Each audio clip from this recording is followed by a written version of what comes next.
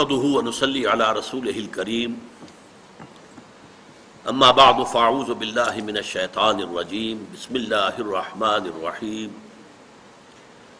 ليس البر ان تولوا وجوهكم قبل المشرق والمغرب ولكن البر من آمن بالله واليوم الآخر والملائكة والكتاب والنبيين وآتى المال على حبه ذوي القربى واليتامى والمساكين وابن السبيل والسائلين وفي الرقاب وأقام الصلاة وآتى الزكاة والموفون بعهدهم إذا عاهدوا والصابرين في البأساء والضراء وحين البأس أولئك الذين صدقوا وأولئك هم المتقون صدق الله العظيم رب اشرح لي صدري ويسر لي امري واحلل عقدة من لساني يفقهوا قولي اللهم ربنا الهمنا رشدنا واعذنا من شرور انفسنا اللهم ارنا الحق حقا وارزقنا اتباعه وارنا الباطل باطلا وارزقنا اجتنابه آمین یا رب العالمین۔ مطالعہ قرآن حکیم کے جس منتخب نصاب کا سلسلے وار درس ان مجالس میں ہو رہا ہے، اس کا درس نمبر 2 آیہ بر پر مشتمل ہے جو ابھی میں نے تلاوت کی ہے۔ یہ سورہ بقرہ کی آیت نمبر 177 ہے۔ ذرا نوٹ کر لیجئے کہ اس منتخب نصاب کے 6 حصے ہیں، اور جیسا کہ ہم دیکھ چکے ہیں اس کا نقطہ آغاز سورۃ العصر ہے۔ سورۃ العصر میں 4 لوازم نجات ہمارے سامنے آئے، تو اس منتخب نصاب کے پہلے حصے میں 3 اور اسباق ایسے جامع ہیں جس میں وہ 4 چیزیں جو ہیں مختلف اسلوب سے، مختلف الفاظ میں، مختلف سیاق و سباق میں جامع طور پر آئی ہیں۔ یہ جامع اسباق ہیں، پہلا سورۃ العصر، دوسرا یہ آیہ بر، 2 مزید درس۔ پھر 4 حصے وہ ہیں جن میں ایک میں ایمان کے مباحث آئیں گے، تیسرے میں عمل صالح کے مباحث آئیں گے، چوتھے میں تواصی بالحق کے مباحث آئیں گے، 5ویں میں پھر تواصی بالصبر کے مراحل آئیں گے۔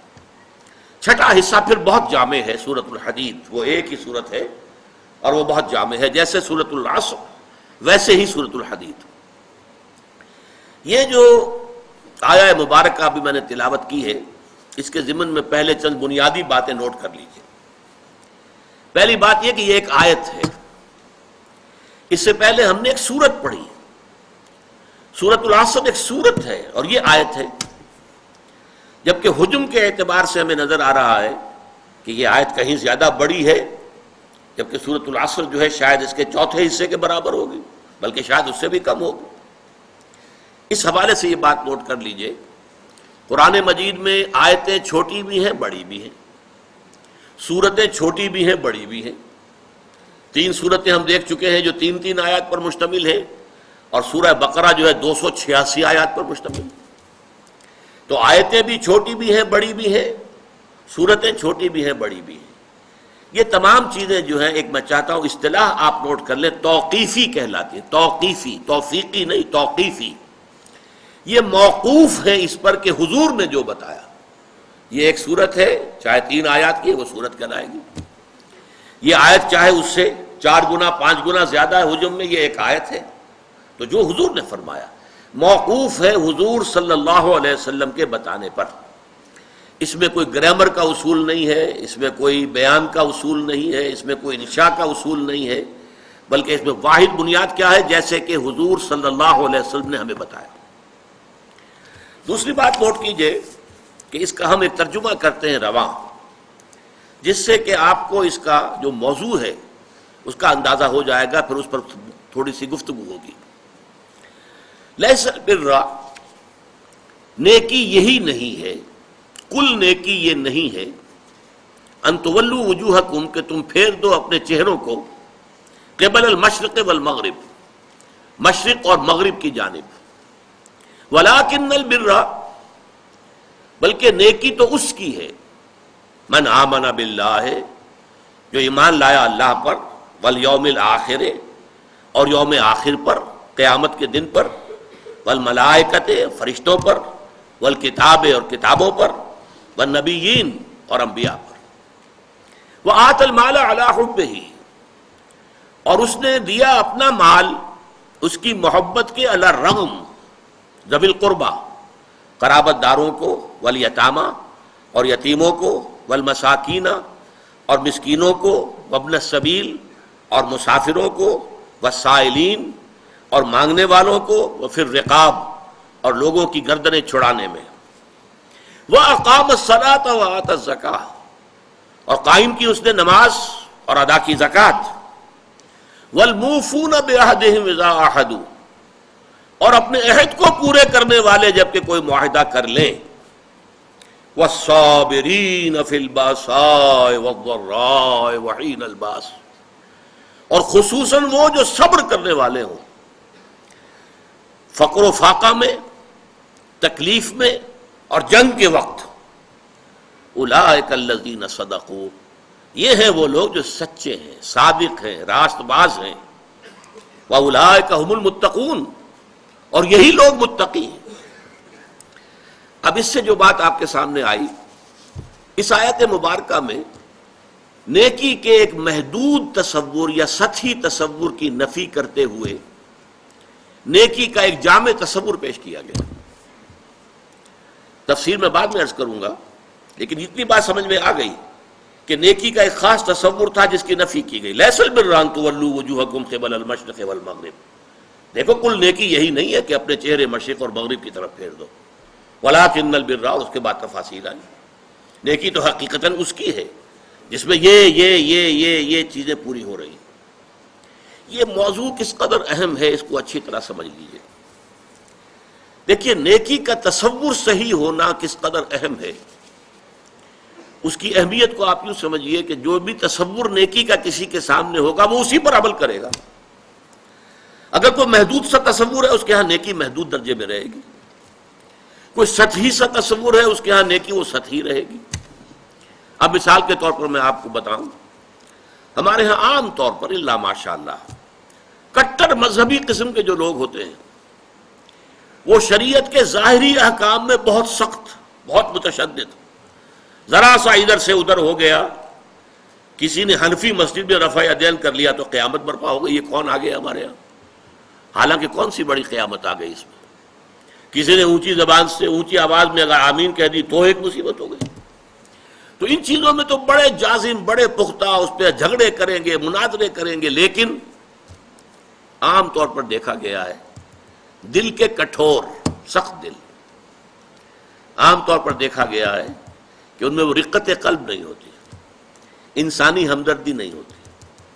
اس سے بھی آگے معاملات کا ہیر پھیر ہوتا ہے، چھوٹی چھوٹی باتوں پر جھگڑ رہے ہیں شریعت کی، اور سودی کاروبار ڈٹ کر کر رہے ہیں، کوئی پرواہ نہیں۔ گویا کہ حضرت مسیح علیہ السلام نے جیسا کہ یہودیوں کے بارے میں کہا تھا کہ تم مچھر چھانتے رہتے ہو اور سموچے اونٹ نگل جاتے ہو۔ چھوٹی چھوٹی چیزوں کے اوپر بحثیں ہیں، مناظرے ہیں، گفتگویں ہیں، دلائل ہیں، کتابیں موٹی موٹی شائع کی جا رہی ہیں، چیلنج کیے جا رہے ہیں، لیکن یہ ہے کہ جو بڑے بڑے منکرات ہیں، حرام شے، اس میں ملوث ہیں۔ تو یہ ایک نیکی کا ایک خاص تصور ہے کہ جو ہمارے ہاں ایک مذہب کا جو کٹر مذہبی طبقہ ہے عام طور پر اس کے اندر پایا جاتا ہے، اور اسی کا رد عمل ہے کہ ہمارے ہاں کا نوجوان طبقہ جو ہے، ظاہر بات ہے کہ نوجوان حساس ہوتے ہیں، بلکہ ایسے لوگوں کی اپنی اولادیں جو ہیں ان میں ایک رد عمل پیدا ہو جاتا ہے، اس لیے کہ ان سے چھپا نہیں ہوتا اپنے باپ کا کردار کہ یہ نیکی کے کس تصور پر عمل پیرا ہے، اس کا کردار حقیقتاً کیا ہے۔ اس میں ہمدردی جو ہے نوع انسان کی نام کو موجود نہیں ہے، کسی کو تکلیف میں دیکھ کر اس کا دل جو ہے دکھتا نہیں ہے، اس کا ہاتھ اپنی جیب کی طرف نہیں جاتا کسی بھوکے کو دیکھ کر۔ لہذا وہ جو کردار کا ایک تضاد سامنے آتا ہے کہ ایک طرف یہ بڑا مذہبی بنا پھرتا ہے اور حقیقت میں اس کے کردار کا عالم یہ ہے، تو اس کا رد عمل ہوتا ہے۔ نوجوان حساس ہوتے ہیں اور ان کی سوچ بالعموم صحیح ہوتی ہے، غلط نہیں ہوتی۔ یہ دوسری بات ہے کہ رد عمل میں انسان دوسری انتہا کو نکل جائے۔ تو ایک تصور تو یہ ہے ہمارے معاشرے کے اندر جو مذہبی طبقات ہیں اور زیادہ کٹر قسم کے جو مذہبی لوگ ہیں ان کے اندر آپ کو یہ تضاد نظر آئے گا۔ اس کا بالکل برعکس معاملہ ہے ہمارے ہاں کا جو لبرل طبقہ ہے، وکلاء ہیں، ڈاکٹرز ہیں، تعلیم یافتہ لوگ ہیں، ایجوکیٹڈ ایلیٹ ہے، پروفیشنلز ہیں، ان سے آپ کو ایسی باتیں سننے کو ملیں گی کہ جناب نماز روزہ تو انسان کا انفرادی فعل ہے، کوئی کرے نہ کرے، ہاں جھوٹ نہیں بولنا چاہیے، ایفاء عہد ہونا چاہیے، کسی کو دھوکہ نہیں دینا چاہیے، یہ بالکل برعکس کہ معاملات انسانی کے اندر اپنا فرض ادا کرنا چاہیے۔ آپ اگر کہیں ملازم ہیں اور تنخواہ لے رہے ہیں تو اپنے فرائض منصبی جو ہے پوری طریقے سے تہہ دل سے ادا کریں، پورا اس کا حق ادا کریں، تاکہ آپ کے لیے اس میں ریمونریشنز آپ کو تنخواہ اور الاؤنسز مل رہے ہیں وہ جائز ہو جائیں۔ یہ وہ تصور ہے ان کے ہاں کہ جو نیکی کا ایک تصور جو ہمارے ہاں کے تعلیم یافتہ طبقات کے اندر نظر آتا ہے کہ وہ عبادات وغیرہ کی کوئی خاص اہمیت نہیں ہے، بس نماز روزہ تو ٹھیک ہے اپنے لیے ہے، جو شخص کر لے نہ کرے کیا فرق پڑتا ہے، حالانکہ وہ فرائض ہیں دین کے، لیکن یہ ہے کہ اصل کردار، اصل جو نیکی ہے وہ تو یہ ہے۔ اب اس سے بھی آگے بڑھ کر میں آپ کو ایک تیسری شکل دکھانا چاہتا ہوں جو ہمارے معاشرے کے برے لوگ شمار ہوتے ہیں، جنہیں آپ گنڈے کہتے ہیں یا ڈاکو یا جیب تراش یا طوائفیں، جسم فروش عورتیں، ان کے ہاں بھی نیکی کا کوئی نہ کوئی تصور موجود ہوتا ہے۔ میں آپ سے عرض کروں گا کہ واقعہ یہ ہے کہ جیسے ہمیں جو ہماری طبعی زندگی ہے، ظاہری جسمانی زندگی کے لیے ہوا چاہیے، پانی چاہیے، غذا چاہیے۔ ہوا نہیں ملے گا بند ہو جائے گی تو مر جائے گا فوراً، وہ تو بہت جلدی مرے گا۔ پانی نہیں ملے گا تو چند دن شاید جھیل جائے، مرے گا۔ کھانا نہیں ملے گا تو شاید چند زیادہ دن جھیل جائے لیکن پھر مرے گا۔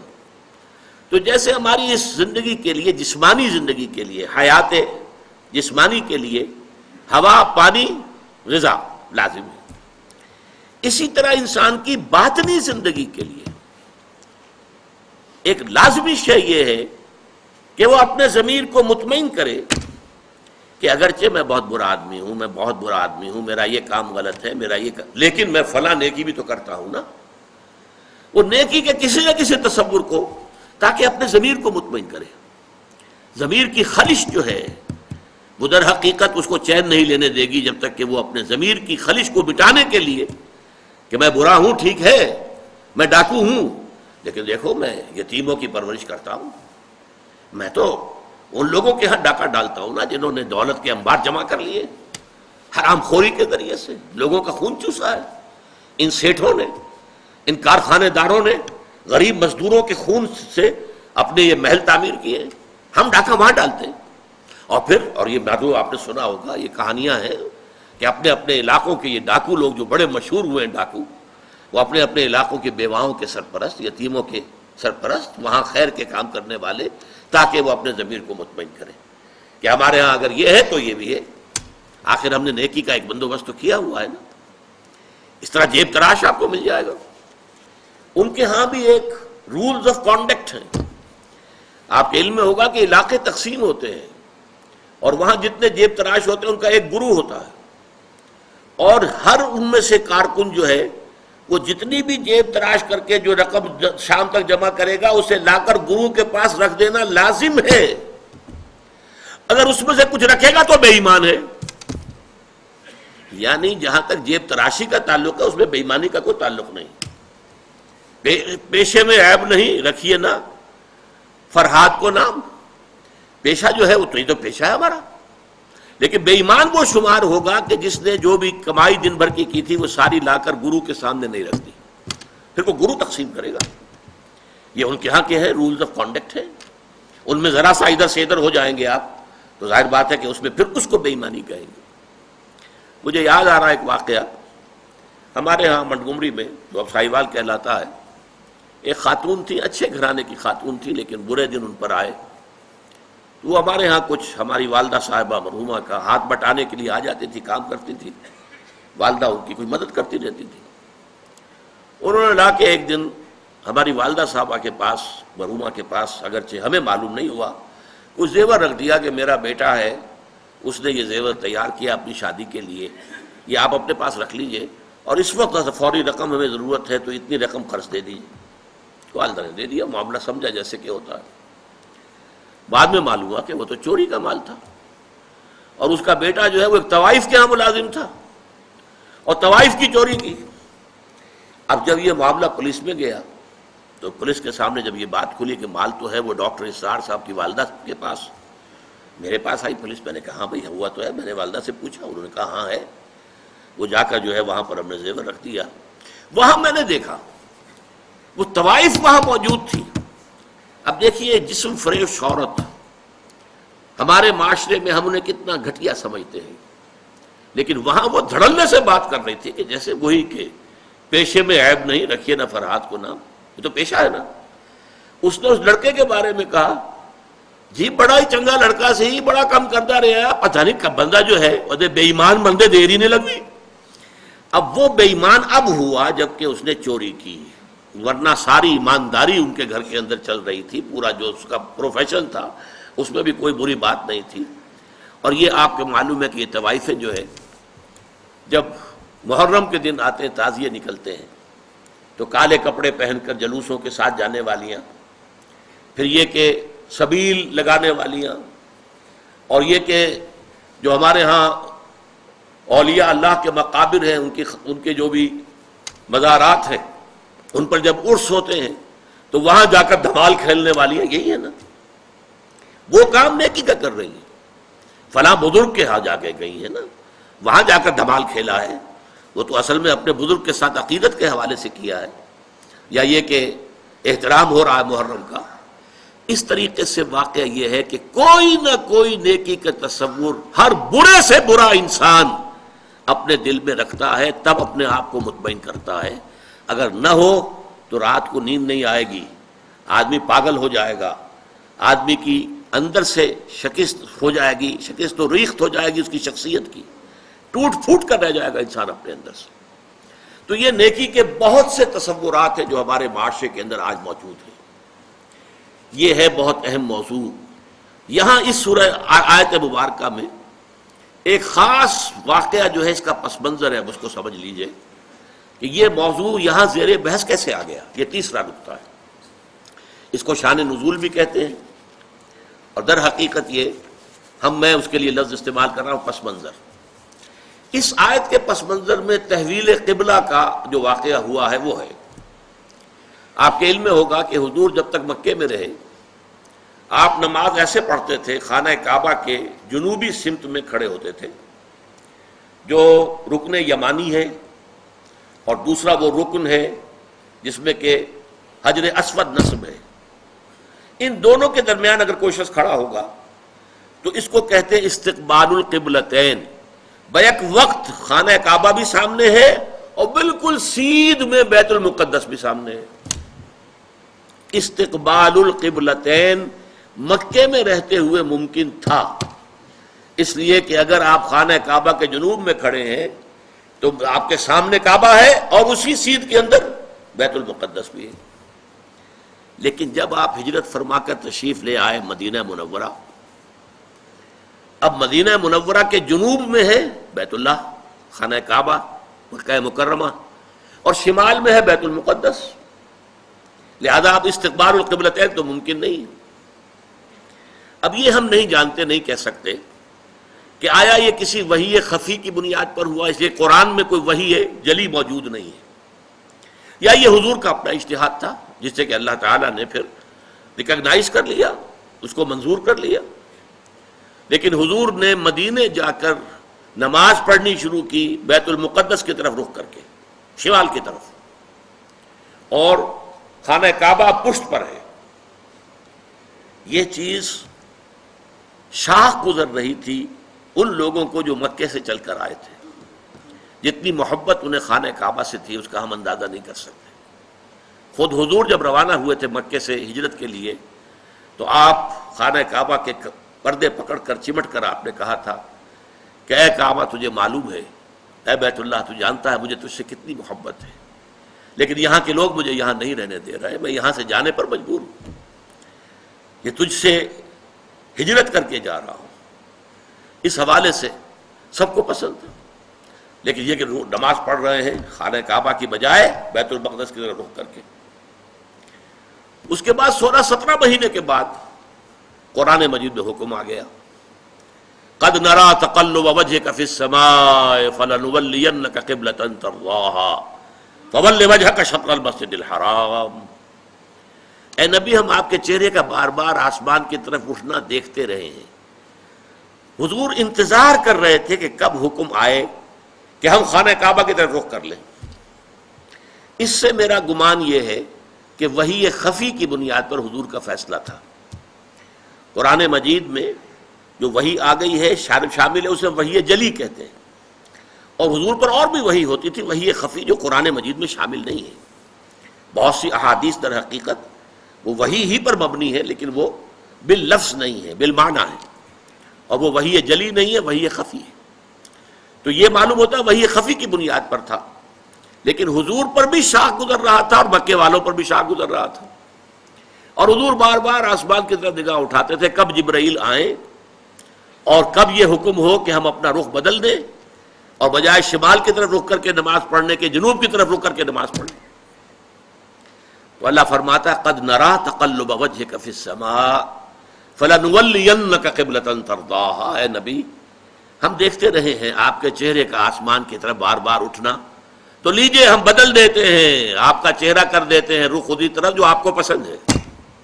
فول وجهك شطر المسجد الحرام، تو اب اپنا رخ پھیر دیجئے مسجد حرام کی طرف. فیصلہ حکم آ گیا. اب یہاں نوٹ کیجئے، یہاں وہ جو مذہبی ایک خاص ذہنیت تھی جس کا میں نے پہلے ذکر کیا تھا، جن کے نزدیک ظواہر کی بہت اہمیت ہے. ہر عمل کا ایک تو ہے باطن، اس کی روح، ایک اس کا ظاہر ہے. لیکن عام طور پر جو کٹر قسم کے اور جو زیادہ سمجھدار لوگ نہیں ہوتے، ان کے اندر زیادہ اہمیت جو ہے وہ ظواہر کی ہو جاتی ہے، باطن کی طرف توجہ نہیں ہوتی، روح کی طرف جو ہے توجہ نہیں ہوتی. تو کچھ نہ کچھ مسلمانوں میں بھی ایسے حضرات تھے، لیکن اس سے بڑھ کر یہودیوں نے ایک طوفان اٹھا دیا.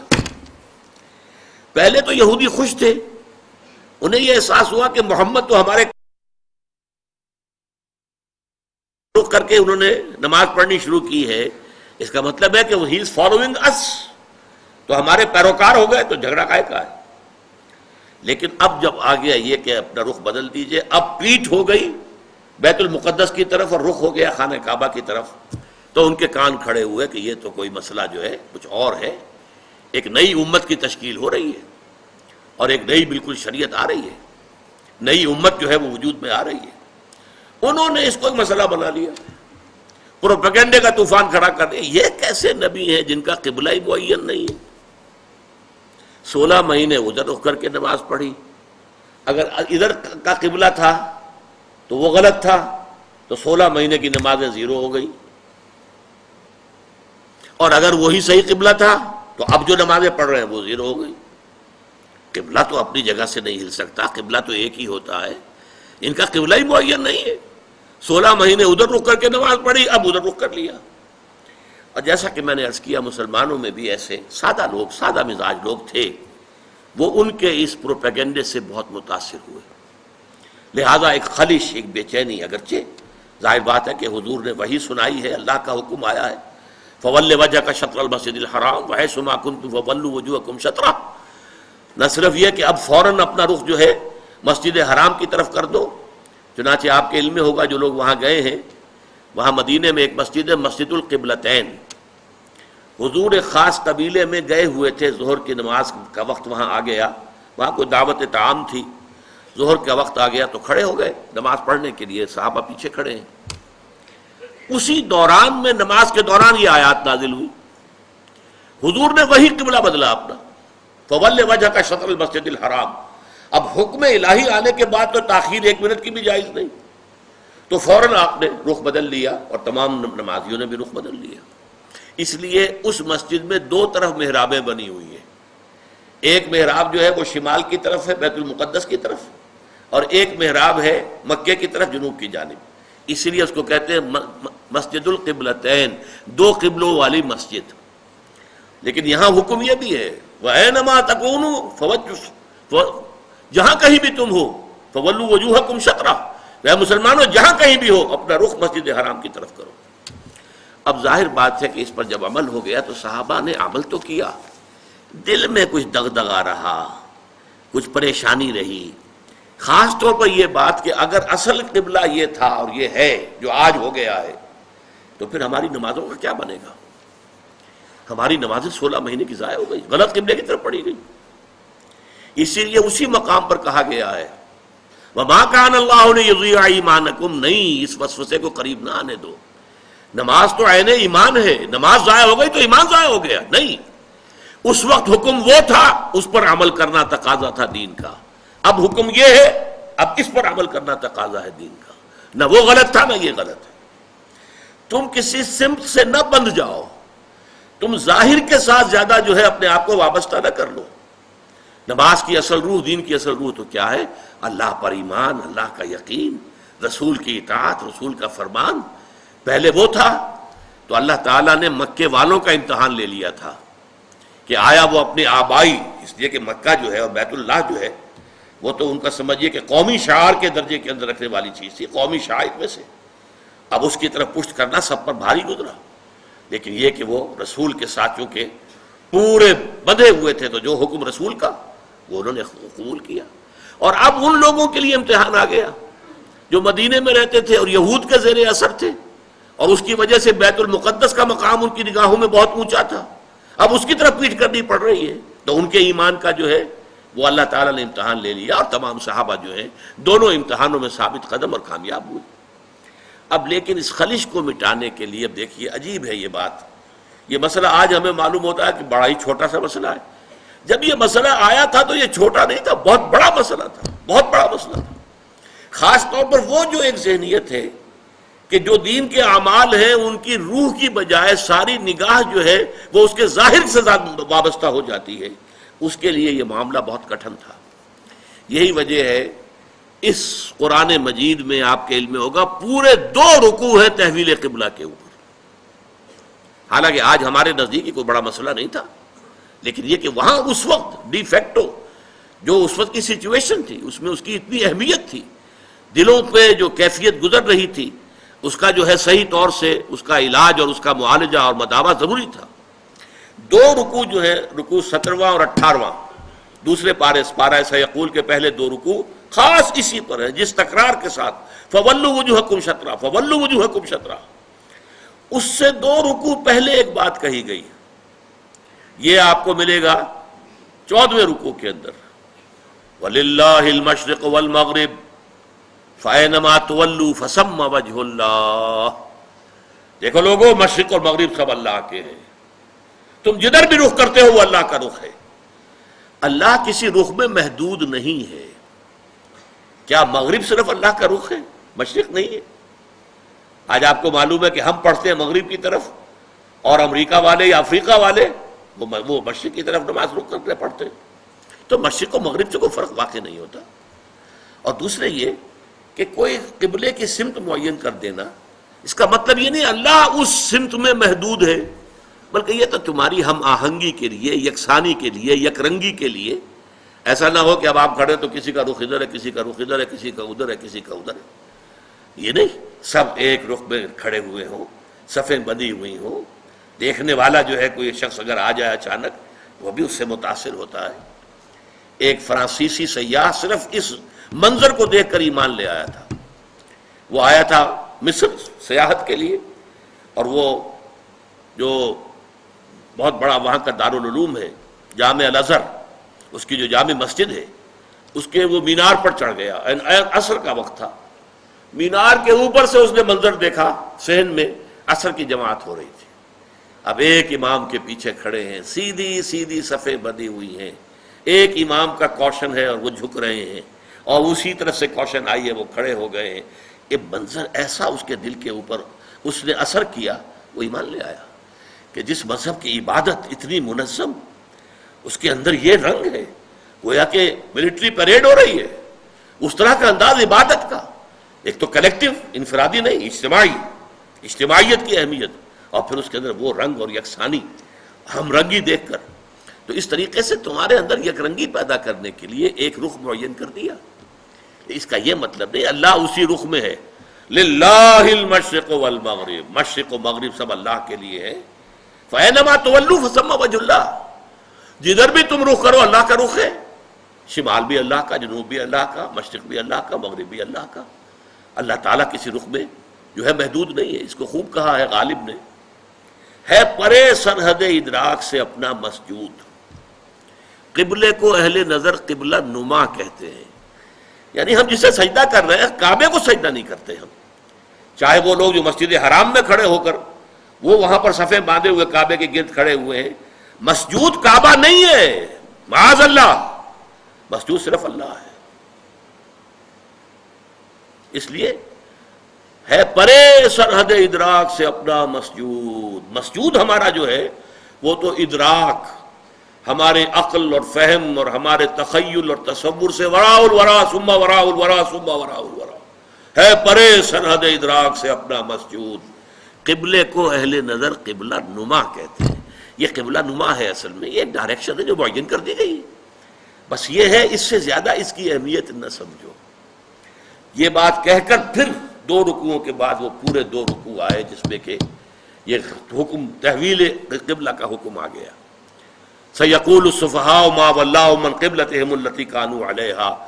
اب ان قریب بہت سے ناسمجھ لوگ کہیں گے کس شے نے ان کا رخ پھیر دیا اس قبلے سے جس پر یہ رہے ہیں 16 مہینے. قُلْ لِلَّهِ الْمَشْرِقُ وَالْمَغْرِبُ، کہہ دیجئے اللہ کے ہیں مشرق اور مغرب، سب کے سب، تمام ڈائریکشنز، تمام سمتیں اللہ کی. اب دیکھیے اس کے بعد 2 رکوع میں تحویل قبلہ کے احکام لانے کے بعد پھر 2 رکوعوں کے بعد 19-20 نکال دیجئے، پھر 21ویں رکوع کی یہ پہلی آیت ہے.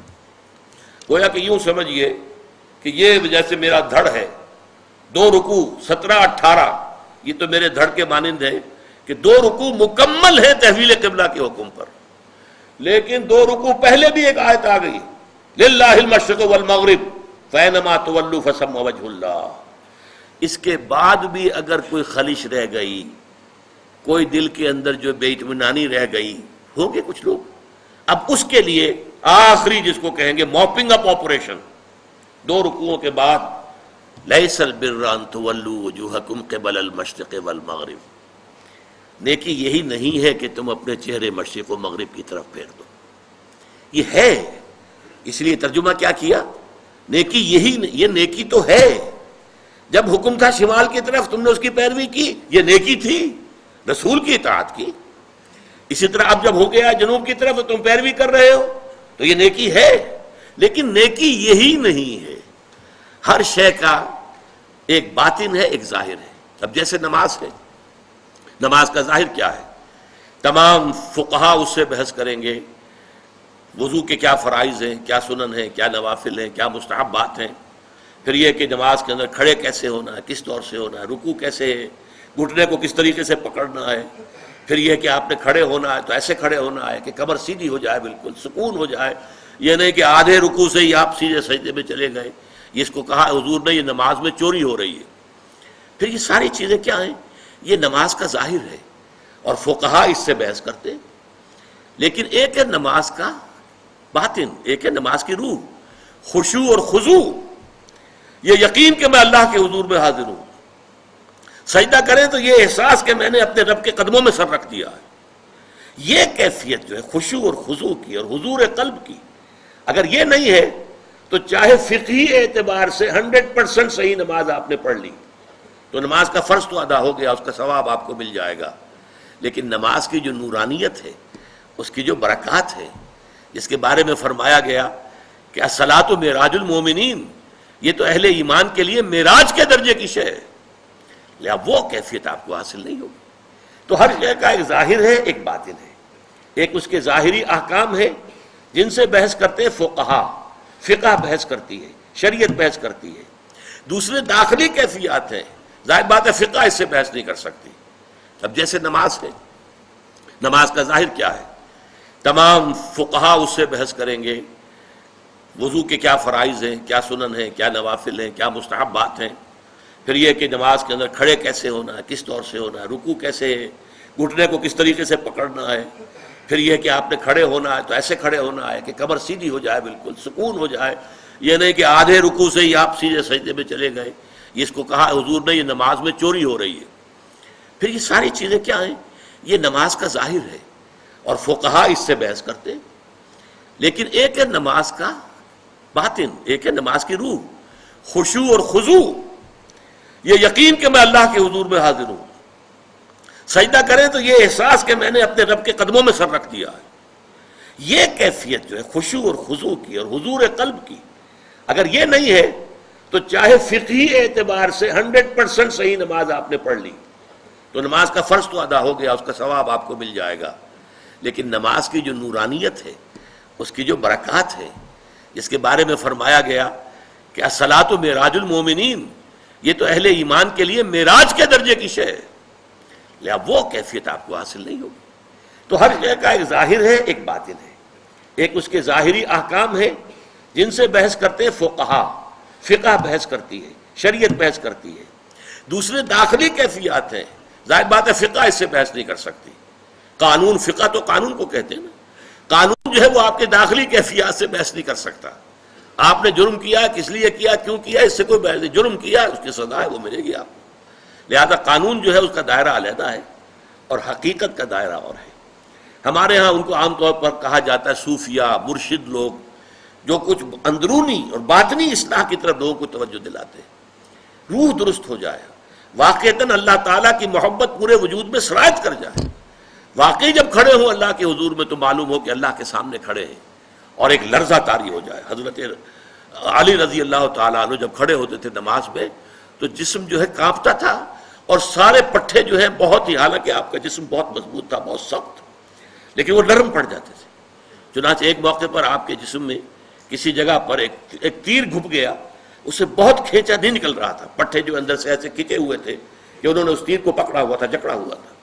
حضرت علی نے فرمایا کہ ٹھہرو، میں نیت باندھ لیتا ہوں نماز کی، پھر اس کے بعد تم اس تیر کو کھینچ لینا. اور وہی ہوا، نیت باندھی، اللہ کے حضور میں کھڑے ہوئے. اب پورا جسم جو ہے اس کے اوپر ایک راشا ہے، اور پورا جسم کے پٹھے جو ہیں وہ ڈھیلے پڑ گئے. خشوع اور خضوع کی وجہ سے آسانی سے وہ تیر نکل آئے. تو یہ ہے باطنی کیفیت نماز کی. تو اس لیے اے مسلمانوں، تمہیں اب بھی اگر کوئی خلیش ہے، یہ ساری باتیں تمہیں بتا دی گئی، اللہ کا حکم آ گیا، اس سب کے باوجود اگر خلیش ہے تو پھر دوبارہ سن لو، لیس البر ان تولوا وجوہکم قبل المشرق والمغرب. دیکھو نیکی صرف یہی نہیں ہے کہ مشرق و مغرب کی طرف رخ کر دو، اگرچہ یہ بھی نیکی ہے جب اللہ کے حکم کے مطابق ہوگا، رسول کے حکم کے مطابق ظاہر ہوگا. ظاہر کی بھی اہمیت ہے، لیکن کل ظاہر نہیں ہے. ظاہر ہی کو کل نہ سمجھ لو، اور اس کی روح پر اور اس کی جو باطنی جو اس کے اندر جذبہ ہو رہا کیا چاہیے کار فرما، اس پر بھی نگاہ رکھو. وَلَٰكِنَّ الْبِرَّ مَنْ آمَنَ بِاللَّهِ وَالْيَوْمِ الْآخِرِ. اب نیک یہاں پہ در حقیقت وَلَٰكِنَّ الْبِرَّ بِرُّ مَنْ آمَنَ بِاللَّهِ اس میں حذف کر دیا گیا ہے، بلکہ نیکی، حقیقی نیکی تو اس کی ہے جو، اب یہاں ظاہر بات ہے کہ اس سے آگے آج ہمارا وقت ختم ہونے والا ہے، اب اگلے اتوار کو اصل میں تو پڑھنا ہے. اس وقت ایک نقطہ نوٹ کر لیجئے، سورۃ العصر کا اور اس آیت البر کا ایک تقابل کر لیجئے. دیکھیے سورۃ العصر میں ایک لفظ آیا تھا والعصر ان الانسان لفی خسر الا الذین آمنوا. آمنوا، وہاں کچھ نہیں تھا کہ ایمان کس کس چیز پر، کون کون سی باتوں پر، کچھ نہیں. یہاں کیا آیا؟ من آمن باللہ والیوم الآخر والملائکۃ والکتاب والنبیین. اسی کی تشریح ہو گئی. یہ نیکی تو حقیقتاً اس کی ہے جو ایمان لایا اللہ پر اور یوم آخر پر، قیامت کے دن پر، اور فرشتوں پر، اور کتابوں پر اور نبیوں پر. تو اس کی میں مثال دیا کرتا ہوں کہ جیسے ایک بند کلی ہو، کلی ابھی بند ہے، موتیے کی ہے، چمیلی کی ہے، کلی ہے، بند ہے، گلاب کا کلی ہے، بند ہے. اس کے اندر پتیاں موجود ہوتی ہیں، آپ زبردستی کھول کے دیکھیں گے تو نظر آ جائے گا پتیاں تو ہیں، پتیاں ظاہر نہیں ہوئی. وہ کلی کھلی، پھول بنا، اب پتیاں ظاہر ہو گئی. تو وہاں ایمان جو ہے وہ بند کلی کے مانند تھا، ان الانسان لفی خسر الا الذین آمنوا. لیکن اس ایمان کی کلی کے اندر جو 5 پتیاں موجود تھیں وہ کھل گئیں یہاں پر آ کر. وَلَٰكِنَّ الْبِرَّ مَنْ آمَنَ بِاللَّهِ وَالْيَوْمِ الْآخِرِ وَالْمَلَائِكَةِ وَالْكِتَابِ وَالنَّبِيِّينَ. تفصیلی بحث اس پر بعد میں ہوگی. اس کے بعد وہاں لفظ کیا تھا؟ وَعَامِلُوا الصَّالِحَاتِ. اس عمل الصالحات کے اب یہاں پر 4 شاخیں آ رہی ہیں. اس کی تمثیل بہترین میرے نزدیک ہے کہ درخت کا ایک تنا ہے، اس میں ایک شاخ نکلی، دوسری نکلی، تیسری نکلی، چوتھی نکلی، 4 شاخیں. عمل صالح کی 4 شاخیں آ رہی ہیں جو یہاں پر آ رہی ہیں. سب سے پہلی کیا ہے؟ وآتى المال على حبه ذوي القربى واليتامى والمساکین وابن السبیل والسائلین وفی الرقاب. اس کا ایک جامع لفظ لائیں گے تو انسانی ہمدردی. سب سے پہلا جو ہے، پہلی شاخ، اہم ترین شاخ انسانی ہمدردی ہو، کہ انسان کسی کو دکھ میں دیکھے تو خنجر چلے کسی پہ، تڑپتے ہیں ہم امیر، سارے جہاں کا درد ہمارے جگر میں ہے. اسی کو ہمدردی کہتے ہیں. ہمدردی کیا معنی؟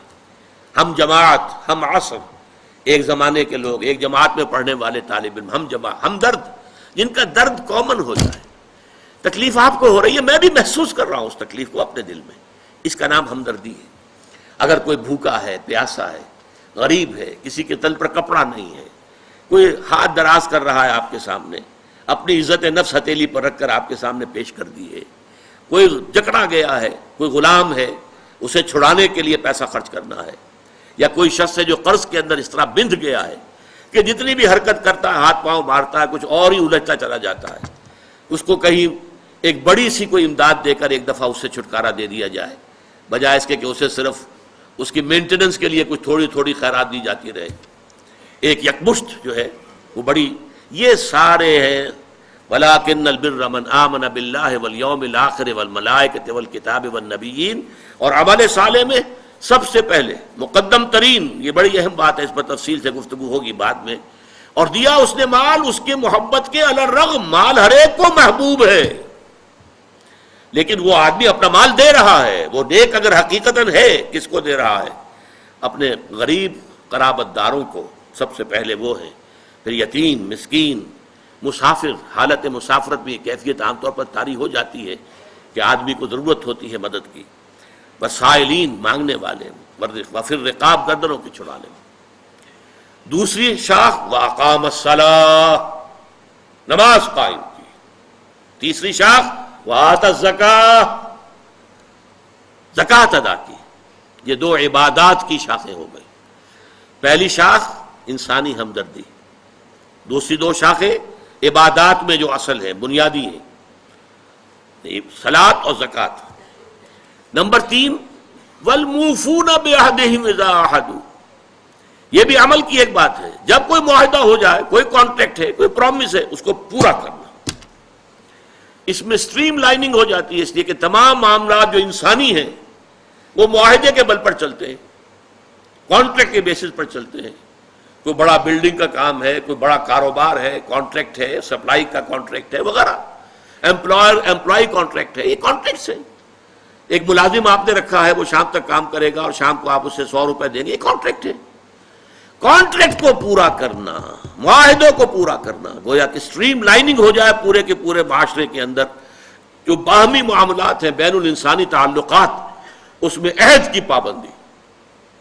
اور آخری بات یہ صبر جو سورۃ العصر میں ہے، وَتَوَاصَوْا بِالصَّبْرِ وَالصَّابِرِينَ فِي الْبَأْسَاءِ وَالضَّرَّاءِ وَحِينَ الْبَأْسِ.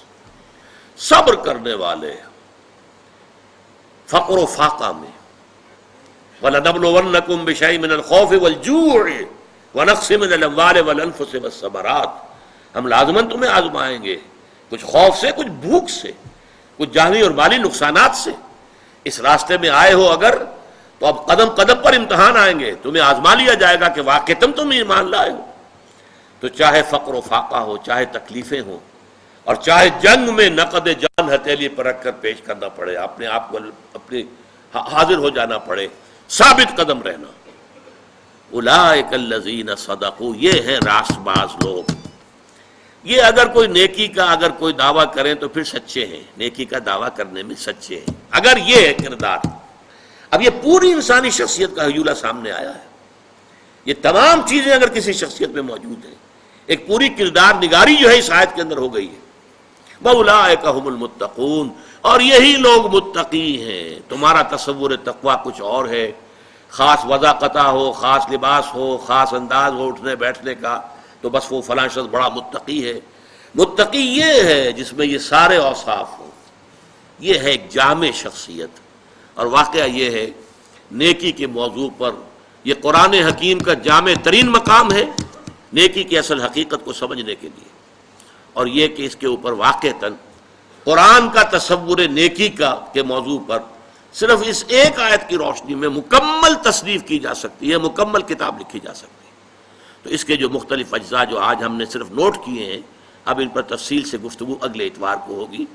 بارک اللہ لی ولکم فی القرآن العظیم ونفعنی وإیاکم بالآیات والذکر الحکیم۔